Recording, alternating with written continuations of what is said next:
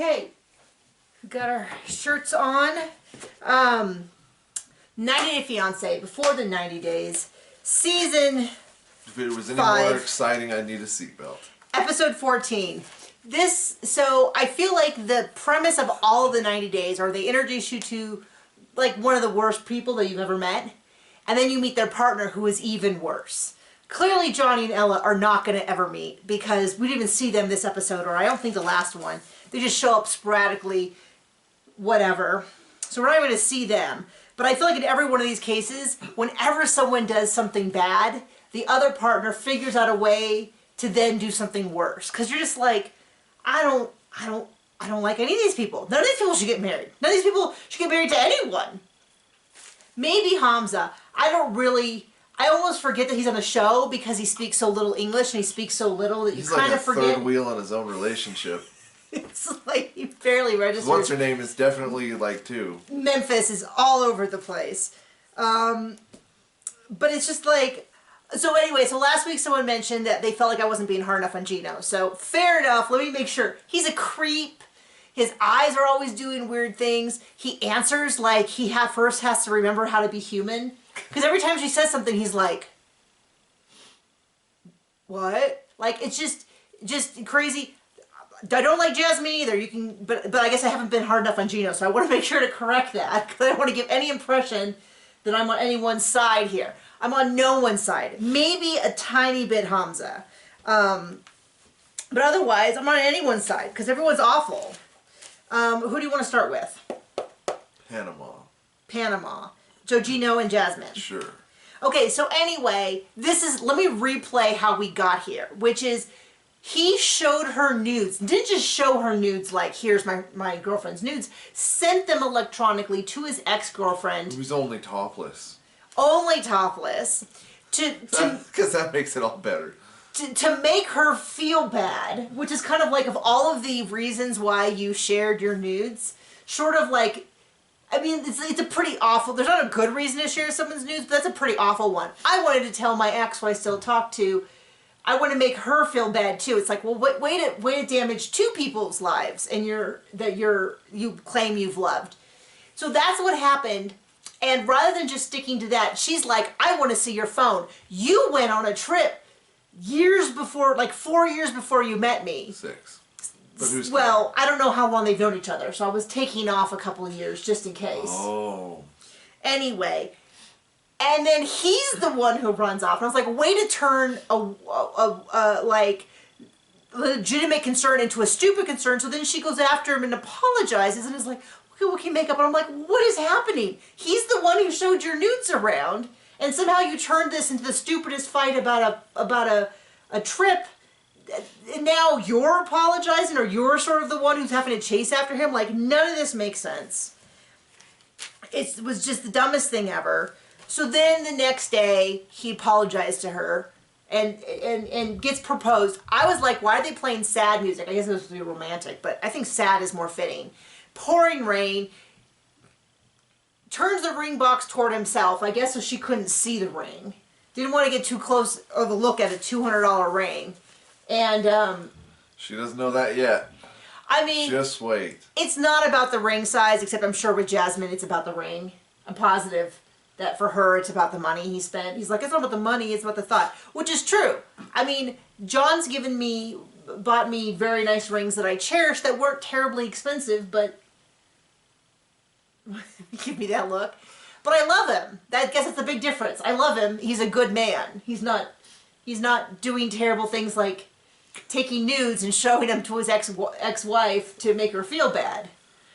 Anyway, they get engaged, and then she's like, it's not really my style. I have such delicate fingers, but it's big and clunky like you, so I guess I love it. And it's like, okay, whatever. We know it's not going to last. We know it's not. We know he's going to fart sideways and she's going to scream at him, or he's going to sell off her children or something, and then, I don't know. He'll do something terrible, she'll do something terrible. I don't know. It's not going to last. So there we go. Is she going to invite the stripper to the wedding, do you think? I mean, she might as well. He's just doing his job. I mean, yeah, that's the whole thing. Like, she's mad because he went on a trip before they met, but she's like hanging out with a stripper who's just doing his job. So were the sugar babies. Maybe you should go see a stripper or a hooker. Just doing their job. Just doing their job. Who next? Who do you want to talk about? Usman and Kimberly? Sure. So last week, he gets the big word in where she says, if you don't blah, blah, blah, I'm leaving. And he says, safe flight. So she's packing up. Well, I guess I might as well. She throws water on him. I think it was before she threw water on him first. Who can Yeah, and then his managers are like, oh no, what if someone had filmed that and put it on the internet? Well, thank goodness that didn't happen, because no one's seen the footage.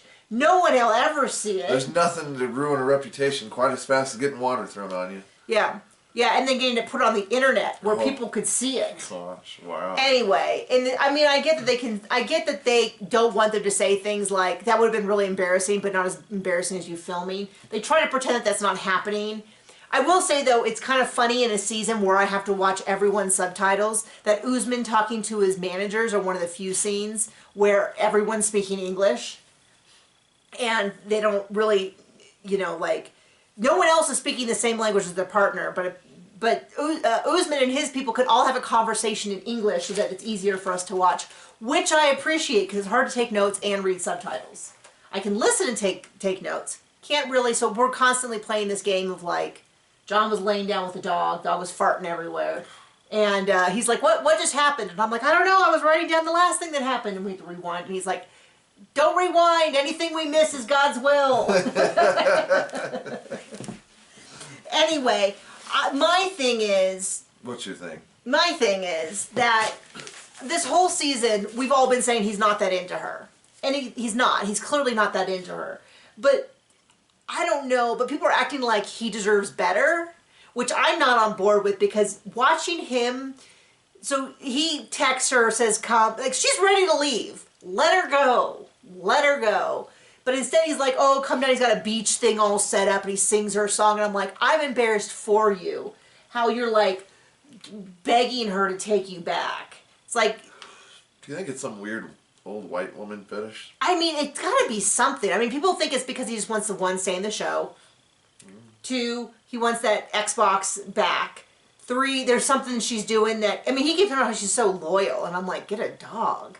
Like, a dog will be nice and loyal. I mean, you know, all the guys seem to pay the women monthly. Does he get a stipend? I wondered that, if she's not doing that. I wondered, my other thing was like, dude's got like a manager and a Betty that travel with him everywhere. Like, how much attention does he need? But the whole thing was embarrassing. I was like, I'm embarrassed for him, watching him like beg to have her come back. And it's like, so anyway, my point being that all people who are like, oh, I don't know why she sticks around. I mean, he's begging her. Basically, she threw water in his face, and he comes begging back. Why not, I guess? Why not stick with him? I mean, would I say it's healthy? No. But it doesn't seem like anyone on here wants healthy. It's the last thing anyone on the show is concerned with. It's just like, you find the worst person with the most unhealthy relationship behavior, and you partner up with someone who's going to find a way to make it worse. And then they're going to combine, like, nitroglycerin, and they're going to explode. It's just terrible. Who do you want next? I don't want any of these people. Okay. How about Memphis and Hamza? There's... Same stuff that we started the season with. If you don't sign a post-nup now, she doesn't even know what it is. She didn't know she should have had it before they started all this. It's a pre-nuptial, so before you have your nuptials, have this ish figured out. And she's too stupid to have done that. And even the sister points out, so, and I said this weeks ago, which is the way she is presenting it is so cruel, which is not like, here's a contract and the things that we come into the relationship with, we get to keep, and that just protects my kids and their inheritance and all the things I have for them. And then blah, blah. She's just like, it protects me from you. And then the sister's like, you're hurting his feelings. Like, you're not even talking, like, you know what I mean? Like, a good prenup, a legal prenup provides for both. And I want to point out, not a lot of people were talking about it. I feel like if this was gender swapped and this was Big Ed, and, you know, remember last time, and he was doing that to her, people would rightly be like, this is sick. This is like sex tourism. You're going to their country, picking up someone, legally protecting yourself, wanting to take them back to America, and then when you're done with them, no, just gone. There are no ties. What's her name? Who? This girl. Memphis? Memphis. I want to see Memphis on the Sister Wives dating show with Cody Brown, because each of them, the world revolves around each of them, they think. Yeah, so... And that would be awful and entertaining. I think more people should be talking about how she's basically taking advantage of this younger guy with the way she financially wants to. Couple things, you're right, she doesn't know what a prenuptial is because, one, you can't use coercion. Like, that can nullify a prenup. You can't say things like, I won't marry you without it and stuff like that. Like, come on, go watch Real Housewives of Atlanta. The lawyer already told her that she can't, like, she's not even explaining to him things like, it's like she's purposely making it sound as awful as possible and pressuring him. Because she should have said things like, just so you know, for it to be legal, legally you will have a lawyer go over it with you. It will be translated into your language. You can make any, if you have concerns that things aren't fair, all of that has to be addressed. Like, this is not an agreement we're going into that just benefits me. It's fair for both of us. Like, if she had said that, like, he might not have had a problem with it. If she had brought it up 6 months ago and said, here's some information you can look over. Here's some information for why prenups are good for both partners in a relationship. But she doesn't. She just says it's about me, protecting me. It's clear but it's clear to me it is just about protecting her. It's not about, here's something that legally I think we should. That's one point. You know, you could... And the other point is, because we're going to get on to some other people, is like these people are so dumb. I almost feel bad for making fun of them, but they put their stupidity out on the public. They're getting paid for it. And they're getting paid for it. But it's like, oh, just wait. Like, if you think this is dumb, and it is, just wait till we go over the next people.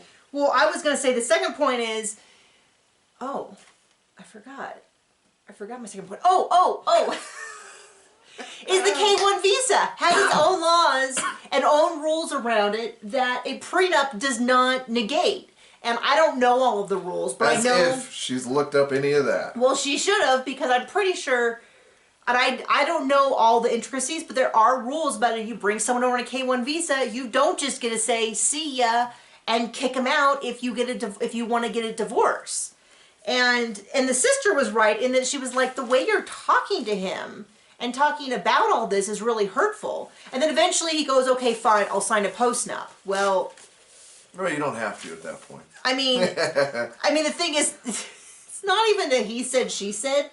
If they get into court and he wants to say that he was pressured and told, they have a TV show showing that she said in the middle of their wedding, because their wedding normally is 5 days, they've down to 2, they're already in their wedding outfits. They can say mid-wedding, she said, if I don't sign a postnup, she wouldn't marry me, and we've already started the wedding. And I felt like it was the only option I had. Yeah. So anyway, that is Memphis and Hamza. Let's go to Tweedledee and Tweedledum. Okay, I was like, I don't know which one. Ben and Mahogany.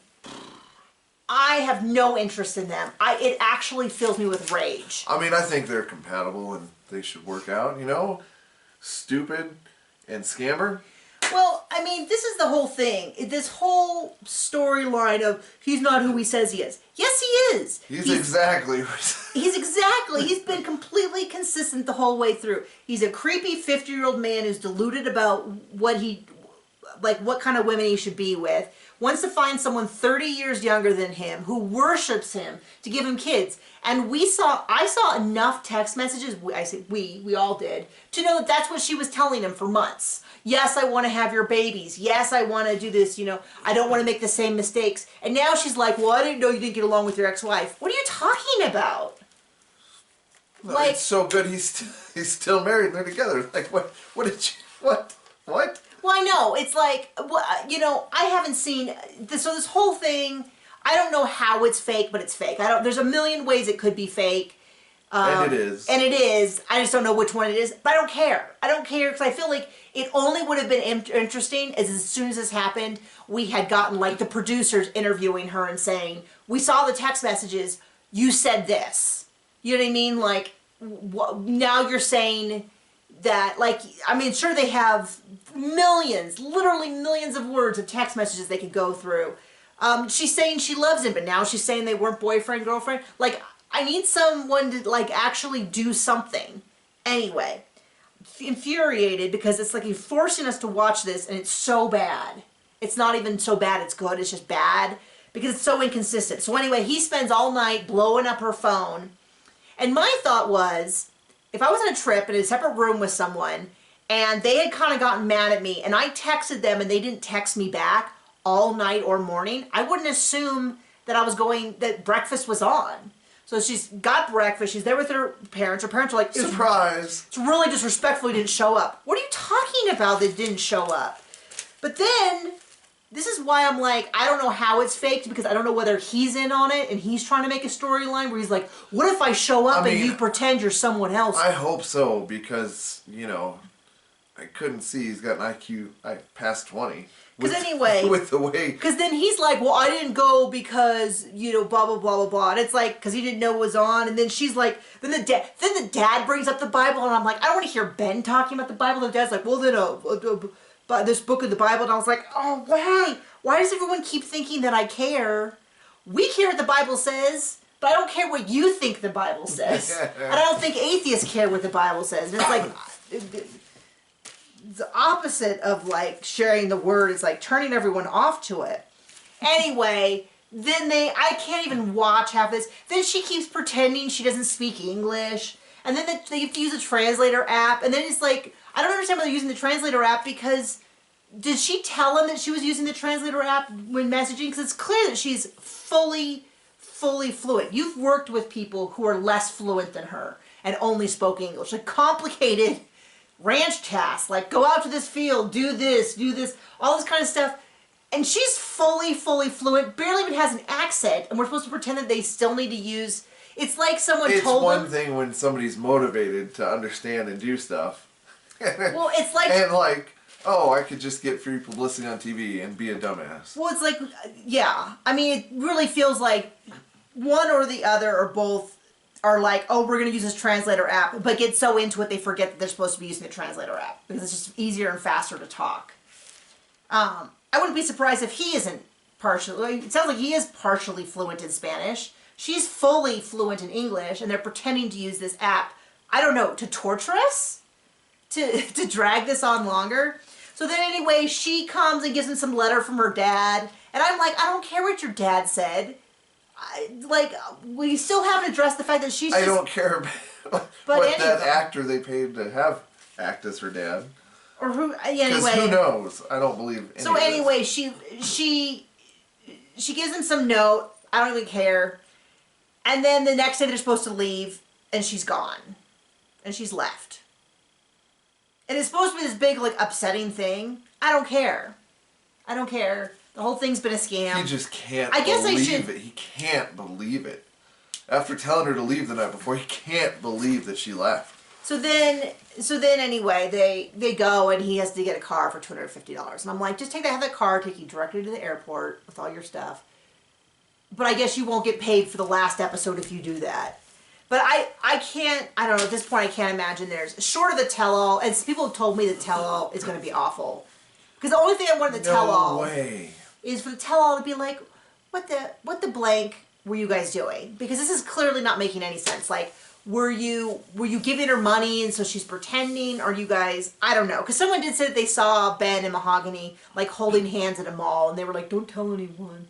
I don't know if that's true, because the number of people who are also making money on YouTube, making stuff up, or Twitter or whatever, making stuff up so that they can get the early scoop, is also really bad. Anyway, last couple, Mike and Ximena. Once again, they're having the same fight. She doesn't love him. She kind of wants him to keep spending the money.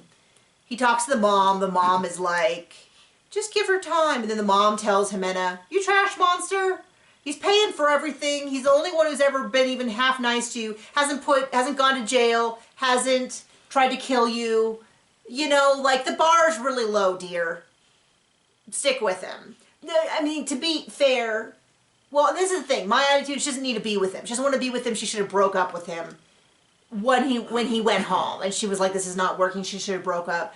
But, like, having him come back, the whole thing, gross. Anyway. He's not leaving his house that he paid for. It's like, bro. That's next week. He's going to get murdered in his Yeah, sleep. he is going to get, I mean, that's gross. But then all this stuff, then he's like, he thinks he's got this big trump card. He's like, fine, I'm going to take everything back. And she's like, fine. Like, no longer. So anyway, it's like kind of, like if 2 episodes ago he had listened to his friends and actually left, but he now has once again found a way to make it grosser and grosser and grosser. So it's kind of like, that's what I mean. Like every time you feel like, oh, I can at least side with this person, they do something gross to make it even worse. So you're like, okay, I'm not siding with anyone. Like I said, Hamza seems to be the only one that I can have any sympathy. Like I can't really point to something he's done that's just terrible. But like you said, he's barely even in a relationship. That girl. It seems like it's just Memphis. It's just Memphis is having his relationship and he's a side character, like an NPC in her relationship. So I don't know. Are all of is this a bad season? Is this typical of every season? Are you going to be watching the 90-Day Fiancé? Will that be good? Because right now I don't really understand. I don't understand any of this. So anyway, yeah. Okay. Bye. What does the nanny do?